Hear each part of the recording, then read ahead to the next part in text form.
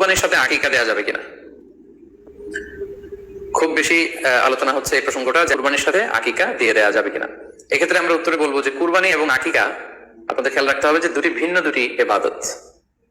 প্রথম কথা হচ্ছে ইবাদত ভিন্ন দুটি ইবাদত। কারণ কুরবানি এটা বছরের একটা নির্ধারিত সময়, জিলহজের 10 তারিখে, এবং তারপরে আরো 2 দিন বা 3 দিন, এই সময়গুলোতে আপনি কুরবানি করতে পারবেন। তাহলে এটা হজের মৌসুমে জিলহজ মাসে করতে হয় কুরবানি। কিন্তু আকিকা কিন্তু এরকম না, আকিকাটা যে কোনো মাসে হতে পারে।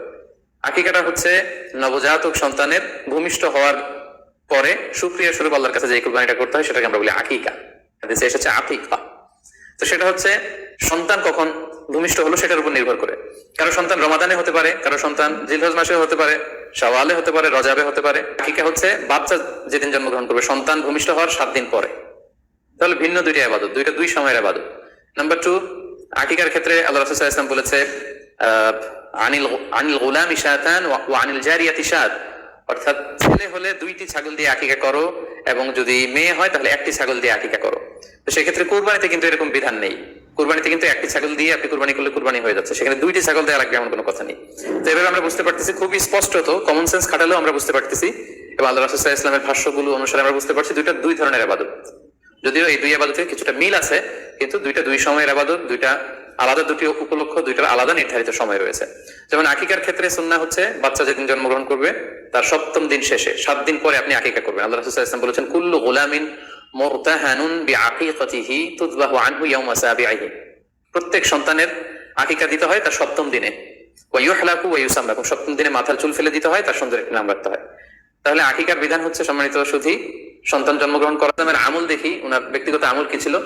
সেক্ষেত্রে আমরা সহিহ ইবনে হিব্বানের একটি হাদিস উল্লেখ করব, যেটিকে ইবনে হাজার আল আসকালানী উনি ওনার ফাথুল বারীতে সহিহ হিসেবে উল্লেখ করেছেন। আয়েশা রাদিয়াল্লাহু তাআলা আনহার বর্ণনা, তিনি বলেন যে আক্কা রাসূলুল্লাহ সাল্লাল্লাহু আলাইহি ওয়াসাল্লাম আনিল হাসানি ওয়াল হুসাইনি ইয়াউমা সাবিঈ ওয়া সাম্মাহুমা। আল্লাহ রাসূল সাল্লাল্লাহু আলাইহি ওয়াসাল্লাম নিজে ওনার দৌহিত্র অর্থাৎ ওনার নাতি হাসান এবং হুসাইনের আকিকা নিজে করেছেন 7ম দিনে, এবং 7ম দিনে তাদের নাম রেখেছেন, একজনের নাম রেখেছেন হাসান, আরেকজনের নাম হুসাইন। অর্থাৎ হাসান রাদিয়াল্লাহু আগে জন্মগ্রহণ করেছিলেন, ওনার চেয়ে ছোট ছিল হুসাইন, উনি পরে জন্মগ্রহণ করেছেন।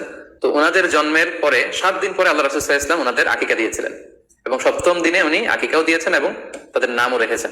তাহলে আল্লাহ রাসূল সাল্লাল্লাহু আলাইহি ওয়াসাল্লামের কওলি হাদিস, ওনার ভাষ্য মতে আমরা জানলাম উনি বলেছেন 7ম দিনে আকিকা দিতে হয়, এবং ওনার ব্যক্তিগত আমল থেকে আমরা জানতে পারলাম যে উনি ওনার 2 নাতির আকিকা দিয়েছেন 7ম দিনে এবং নাম রেখেছেন।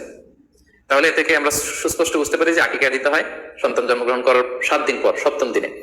যদিও তবারানীতে আরেকটি হাদিস এসেছে যেখানে বলা হয়েছে যে আকিকা 7ম দিনেও দেওয়া যায়, 14তম দিনে দেওয়া যায়, 21তম দিনে দেওয়া যায়। যদি 7ম দিনে কেউ দিতে না পারে কোনো কারণে, তাহলে 14তম দিন, না পারলে 21তম দিন। তাহলে সুস্পষ্ট ভাবে উল্লেখ আছে যে আকিকার সময়সীমা 7ম দিনের কথা আমাদেরকে বলা হয়েছে। তো সেক্ষেত্রে আপনার সন্তান জন্মগ্রহণ করলে আপনি শুকরিয়া স্বরূপ কুরবানি করবেন, আত্মীয় স্বজনকে খাওয়াবেন, আকিকার গোশত নিজেরাও খাবেন। এটা যদি আপনি কুরবানির জন্য রেখে দেন তাহলে তো সন্তান দুনিয়াতে আসার এই আনন্দটা থাকে না। একজন যখন সন্তান পায় সে কেমন যেন আকাশের চাঁদ হাতে পায়, তো তখন তার 7 দিনের মধ্যে যে আনন্দটা থাকে, ওই দিন তার নাম রাখা হবে, আত্মীয় স্বজনরা আসবে, বাচ্চাকে দেখবে, দোয়া করবে, তখন আকিকা করে গোশত নিজে খাবেন, আত্মীয়দের খাওয়াবেন, পাড়া প্রতিবেশীদেরকে দিবেন। এটা হচ্ছে সন্তান ভূমিষ্ঠ হওয়ার উপলক্ষকে কেন্দ্র করে এই আকিকা।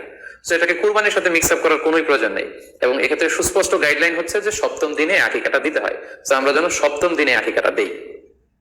তবে হ্যাঁ, এখন প্রশ্ন হচ্ছে 7ম দিনে কেউ দিতে পারেননি, 14তম দিনেও দিতে পারেননি, 21তম দিনেও দিতে পারেননি, হাতে টাকা ছিল না, সামহাও কোনো কারণে মিস করেছেন, তখন আপনি যখন সুযোগ হয় তখন করে দেন।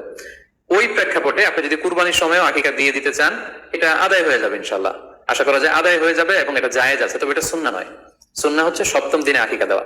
পাশাপাশি গরু দিয়ে, মহিষ দিয়ে, উট দিয়ে আকিকা দেওয়াও কিন্তু সুন্নাহ নয়। আকিকা দেওয়া সুন্নাহ হচ্ছে ছাগল দিয়ে।